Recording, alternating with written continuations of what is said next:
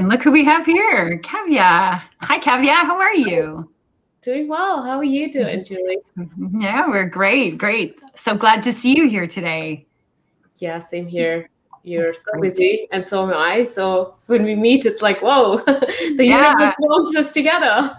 And I think the last time we saw each other was the WebXR Awards. So yeah, quite fitting that we're back here again and with such an important topic. So I'm not sure, Trevor, do you have an intro for Kavya, or should we just let her take it away? I think we're good. The founder of XRSI, it's Kavya. There you go. You get a double intro.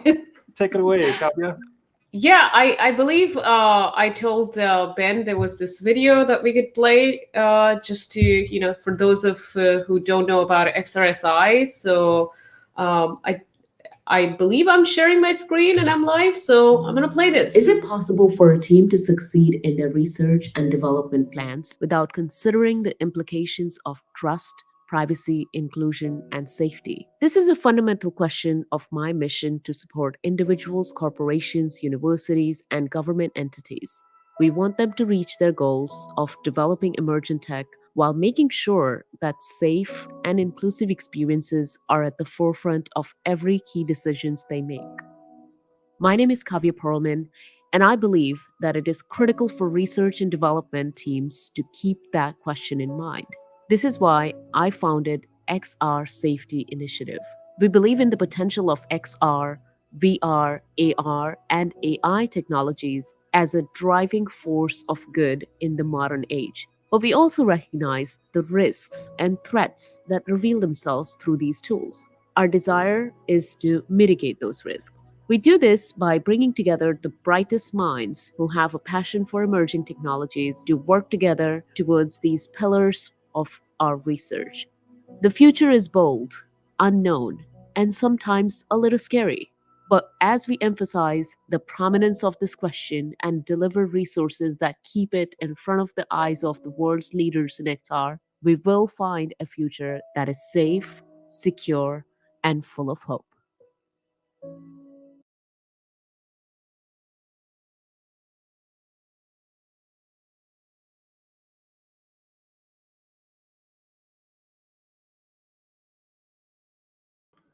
Kavya, I think you're muted, unfortunately. Can you unmute yourself? That was going to be tricky. So thanks, Trevor. I believe you can hear me now. And so technology can be used for both good and bad. When it comes to XR, it really comes down to what kind of realities we want to create. And since I only have about 15 minutes, 10 minutes, in the next 10 minutes, I'll reflect on this very question and reviewing some of the past, present, and how XRSI is helping shape the policy and help create the future for XR. And today we're going to kind of focus on WebXR specifically. So I don't know any networking nerds in the crowd, but I did my master's in network security from, there is no place like home. It seems like an appropriate saying. And back when I was a student and I was learning about networking protocols, World Wide Web protocols, it used to be a nice curved glass shaped protocols where we had basic stuff. And then as security and privacy concerns started to come through, this nice curved, hourglass shape became more like a fat lady, no offense, but it became just stacked and overstacked with a bunch of protocols. And today we're just continuing to build upon that foundation, which we haven't even had the time to correct the, basic stuff that is already problematic. Why that's important? Because we're now using the same exact web that we first created without any consideration of privacy and safety to now do spatial computing, augmented, virtual, mixed reality. Why is it concerning? Is because in 2016, the biggest data scandal of our times thus far, Cambridge Analytica had been collecting 5,000 data points on each Americans. And that is, quickly, I just want to play this video from the founder or the former CEO of Cambridge Analytica, Alexander Nix, where he brags about this idea in 2016 pre-election Iowa caucus. And we all know what happened there. digital level, where we have somewhere close to 4,000 or 5,000 data points on every adult in the United States. Finally, addressable ad technology. This is the ability to take all this offline data and to match it to drive communications. Blanket advertising. Blanket advertising, the idea that 100 million people receive the same piece of direct mail, the same television advert, the same digital advert, is dead. My children will certainly never ever understand this concept of mass communication. Today, communication is becoming ever increasingly targeted. It's being individualized for every single person in this room. So you will no longer be receiving adverts on products and services that you don't care about. Rather, you'll only receive adverts that not only are on the products and services, or in the case of elections, issues that you care about most, but that have been nuanced in order to reflect the way you see the world. We're able to match offline data to cookies to drive digital advertising, social media banners and the like. We can obviously use this data to inform direct mail purchases. So a husband in a household can receive a piece of mail, but his wife can receive a different piece of mail, possibly even on the same issue. Most video says, we are working with one of the participants or the presidential contender, and of course that happened to be Trump back in that days. So now we're talking about a whole new level of data mining, and this is a report from 2018 from Stanford University. There was another report that said you can now establish an identity of a person within 5 minutes with almost like 95% accuracy just by putting them in a 360-degree video for about 5 minutes. And so the data, the data mining, the data collection is highly concerning, and the way it is being done, the kind of data. So, for XR, we need this type of data. But the data that used to be in the hands of doctors at one point is now becoming available to developers. Biometrically inferred data, all kinds of inferences are being made. The way you tilt your head, the way you move your body, all of that is giving away tons and tons of information to these devices, to the companies, and who knows in what hands is it going until we really understand the entire data flow in these ecosystems. Talking about inferences, these are inferences that can really be problematic if they end up in some AI algorithm that makes decisions on our behalf based on, let's say, skills and abilities. You could be denied interviewed. We live in America where people get denied coverage based on the preconditions. So if these are things that we can determine, oh my God, we need to think about with these opportunities, we have new risks to address. And we can definitely get granular on it. And we tried at XRSI. We tried to, understand other researchers conducting these novel researches, such as one from, I want to mention Ibrahim Begili, whose team, who is also a senior advisor at XRSI. Their team at University of New Haven, first they established that the attack surface is now expanded to our living room, and bystanders' privacy and all of this matters now. It's no longer just the nodes in the server or the network, it's our living room. Why? Because there are so many things that we need to think about, specifically talking about WebXR. And I want to thank here one of our Ready HackerOne founder, Marco Magnano, and our board member who actually conducted this research to understand the privacy implication in WebXR. So location tracking. Under this type of threat, the attack uses sensor reading to locate the device without using GPS or any other location sensor. So for example, accelerometer data can be used now to infer the location of the smartphone using statistical model to obtain estimated trajectory, and then map the matching algorithms, which can be used to obtain, predicted location point within like almost the accuracy of 200 meters. Eavesdropping is a huge concern when it comes to WebXR because many users' inputs can be inferred from those sensor reading, including a wide range of attacks that can happen on PIN, password, all kinds of other, lock patterns, how you even take the touch actions like click, scroll, or zoom using all these motion sensors. device fingerprinting, of course. These sensors can provide information that can be used to uniquely identify the device. And this is nothing new. This is something that we already do in WebXR, but how it implicates in the context of this type of data being going back and forth via those APIs is concerning. Identifications of users, where does that leave me? People who are minorities who want to potentially stay protected, if not anonymized, at least we want to be protected. So we need to think about these implications. Another one that I was talking to another good friend who wanted to add, and I couldn't add it here, but biometric identification. Really just, as I was citing the Stanford University's research, is accurately identifying who this person is. We don't need your first name, last name, username. We just need 5 minutes of the recording in this particular context, and we can identify you. So what do we do with that?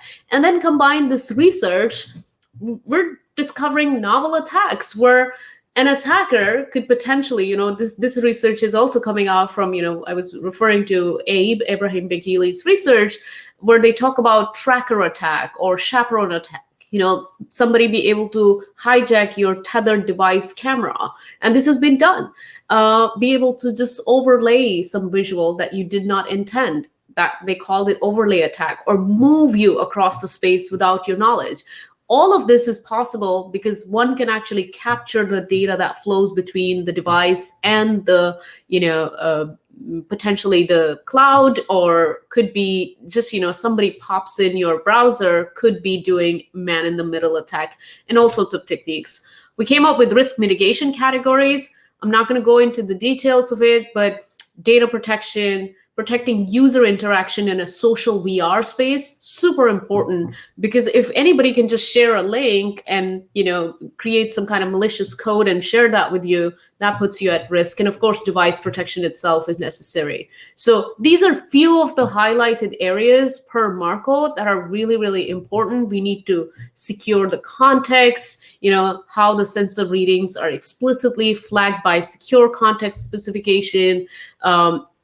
I know that we've got the SSL stuff to fall back on, but these areas need to be more concrete. Permission policy and other focus areas like visibility states and permission API, these things, we need to consider that. And I've got 1 minute left, but I do want to highlight things that are not working is the regulatory frameworks, which is why we started with Ready Hacker One, kind of like let's start with the awareness aspect. So it's a media platform where you should go to find what is the truth, and we'll continue to upgrade that and, we'll put that together. But the one really important thing that we're doing at XRSI is we've launched this privacy and safety framework. That's development is still ongoing, and potentially just really understanding what is the lay of the land.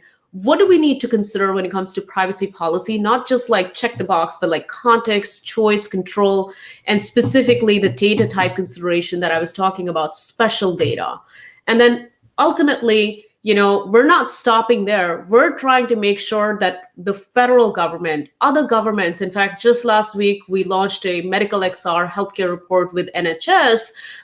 For the first time in the history, entire government of UK has made this type of positioning statement. Earlier in 2019, government of Australia used a Cyber XR Coalition positioning statement. So all this stuff is happening. Why? Because we need these. We need these policies to be adopted, but that are informed from the technology itself.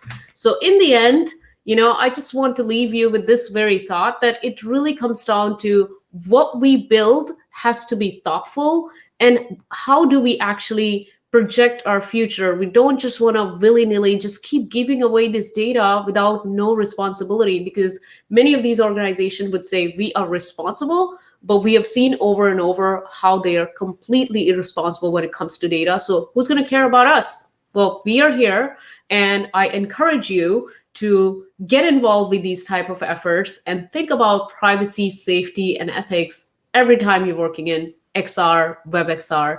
And so thank you for having me. I know I kind of breezed through everything, but I hope you learned something. Thank you so much, Kavya. And as you can see, there's a few quick questions. We've got like 2-3 minutes before we're bringing in Clayton. I think you just answered that last one on how people can help support XRSI in conducting more research in the field and develop the results in a readable way for everyone. So that was something that you did. What can people do to help shape policies that protect us in the virtual space? And that is a really good question. Just right before this presentation, I spoke with another organization. There are a few bipartisan committee, and there are, organization at the Hill. In fact, there are a few senators who have contacted us to now help them curate the very first law of XR. So I think if you're just like not at all familiar, the first thing you could do is volunteer for similar organizations like XRSI, or just come to us, and then we can direct your expertise, your concerns to the right person who's actually working on those particular items.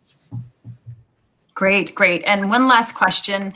Which organization, government, corporation, or international or other, is currently best placed to produce effective outcomes in defining the next generation privacy? Is there any one organization that you would say is doing a really good job right now of setting that footpath? Oh, it would have been an easy answer, but then Brexit happened. So let me just say, it's not the United States of America, and I hope we do better. But it certainly could have been the EU with GDPR leading the way. But right now, it's like now with the United Kingdom is actually rolling out a children's code on 21st September 2021 or something like that, September 2021. So UK is demonstrating great efforts in protecting privacy for minorities, for vulnerable population, and EU is literally siding with them. And then we have this AI regulatory framework that came about. So altogether, UK's ICO and EU's, GDPR stuff with their regulatory committees, I think together they are doing a good job, and we're working with both of them. Plus, let's see something from Australian government. We'll see what they do with XR, but it's encouraging to see that they're using our standards to create positioning statement, but the conversations continue. But yeah, I recommend UK and the EU. And let's see where it goes. I hope that America, as in us, we take the lead. The foundation is there. We're going to continue to build it. Great, great. And I think we have chance for one more, time for one more question, just the top one there. How do you protect a user from revealing their input into an XR app? It's like preventing a smartphone app from accessing their touch input, right? So a little bit of maybe high-level lesson for users or people to share with users on protecting their privacy. It's all about education, I guess, right? Yeah, it's a great question. So when I talked about the inform section of the privacy framework, there is a super expert, Noble Ackerson, who contributed to that, who specifically speaks to that, just because you build controls doesn't mean that people know what to use. So you have to inform them that those controls exist. So context, communicating that context, like, hey, if you're getting harassed, kick, block, mute.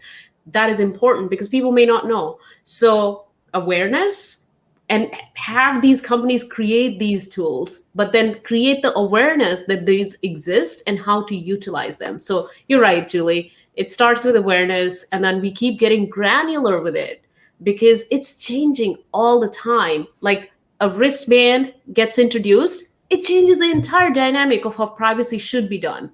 And so like WebXR, as it evolves, we need to keep an eye, and we need to just continuously focus on what's changing, how it actually allows more and more data to be collected, and how do we protect it.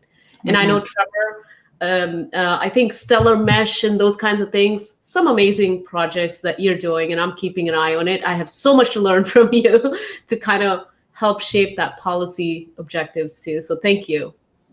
Oh, it goes both directions for sure. I think so many people in the developer community and in the standards community are learning from the documents that you're creating, the policies that you're putting forward. I'm hoping in the future that we can work more closely together. I would love to have you come and be a part of the Immersive Web community group at the W3C. I think it's intensely important that we come at it from both directions, for sure. Yeah. Are there other aspects of the web that are related to XR that you think that there's sort of a good good momentum on that you think we should put more energy behind?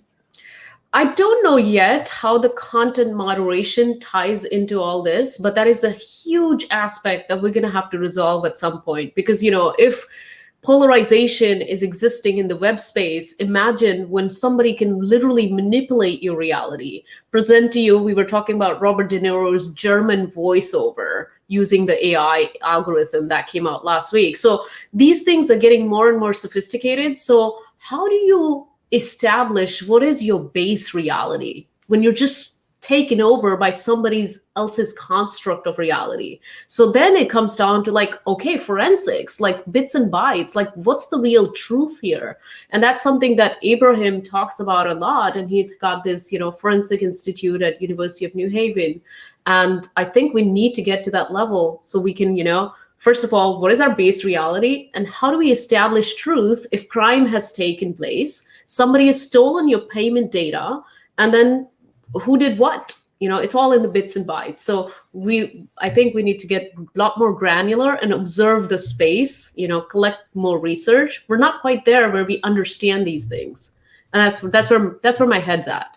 It's just research, learn more, and then shape it into a policy all the way to, like a policy level, so that we can actually make some change than just like, kind of get frustrated about like, how do we get Facebook to listen to us, I think that's a great point to lift off there, is just that community and collaboration of working together, of learning together, understanding, and not kind of taking our eye off the ball. So I guess on behalf of all of us, Kavya, thank you to yourself. And I know Marco is also in the audience too. Thank you to both of you. I know you're very strong figures in this world, and somebody has to do it, and XRSI is doing such an amazing job of setting these standards, and you are a true leader in this space, and thank you for all that you do. Thank you so much. Hey, Clayton. Yeah, we've got Clayton. That's awesome. I'm here. You're here. You made it. Awesome.